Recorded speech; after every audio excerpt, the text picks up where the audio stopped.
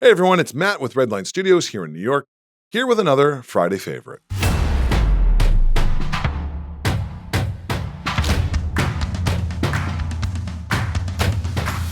Friday Favorites is all about my favorite films, filmmakers, and filmmaking equipment, both hardware and software, that I use in my everyday work as a producer, director, and editor. Today, I'm sharing one of my favorite things with you, and that is today, I want to talk about my favorite non-linear editing program of choice, Adobe Premiere. Ever since I started working in film and television back in the early 2000s, there has been this endless debate and argument about which editing software is the best. I learned to cut on a Steinbeck, a reel-to-reel machine where you actually cut film spliced by hand. It sounds like a dinosaur, and it was. It was even when I was young, but it was an incredibly good foundation to have. It taught me the basics of editing in a hands-on way that you just don't see anymore. Fast forward a bit. I moved into the digital world. Avid was the industry standard, expensive, complicated, and a pain in the ass to operate, if I do say so myself. I remember having to go through back channels at the time to get my Avid machine at a discount from an Ohio supplier for $25,000, complete with all the extra hardware, the dongle, and all of that crap. There were all of these goddamn add-ons needed to make that thing run. Oh, and then bonus, storage space was like $4 million. Then Final Cut Pro came along with Final Cut Pro 7, and that was a goddamn game changer. It was fast, it was user-friendly, and it allowed me to approach editing like painting on a canvas, stacking layers, creating custom keyframes, and really sculpting the edit the way I wanted. It was hands-on, specific, and creative. For me, the perfect balance of prosumer and consumer that I had as an editor back then. Every editing program essentially offers the same ability to do the same things, but it's the shortcuts and the way in which you can do these things that sets them apart. Kind of like driving a car, using a stick shift or an automatic. I loved Final Cut Pro 7 so much that I beat that thing to goddamn death, much like every other editor out there. I remember when Final Cut 7 was turning into X and 10, and they completely shit the bed by making it all consumer-based and ripping it of all of what made it great and holy.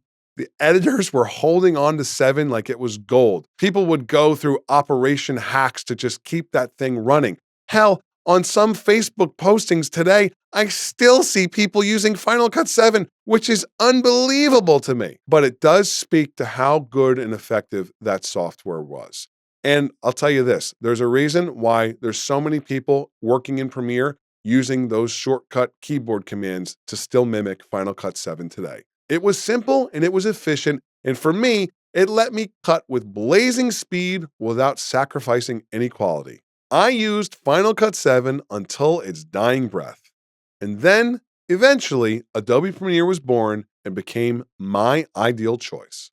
Why? It mirrors the user-friendly workflow that made Final Cut 7 so successful.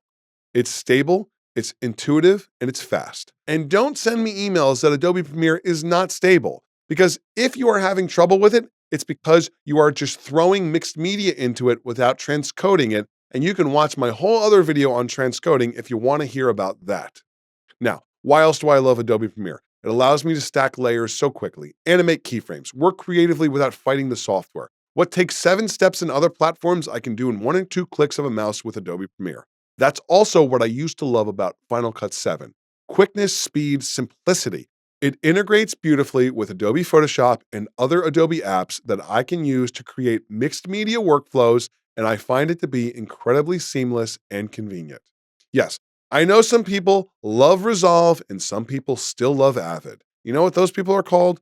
Old. And you know what? It's fine. They are still both powerful tools. But for me, editing is like painting. I want a brush in my hand, not a protractor. Premiere lets me flow. It lets me experiment. It lets me execute complicated things with speed and precision. Here's another thing I'm going to add to the discussion, which is turning into a borderline diatribe. If you're a client, trust your editor to use the platform they know best. Handcuffing them into a software that they're unfamiliar with rarely produces the best work. And if you're an editor, fight for your platform. Comfort and expertise are more important than trends or the opinion of some executive who has no idea what they're talking about. When I was cutting for networks, I would have it all the time. Well, we have to cut this on Avid. And I would say, why?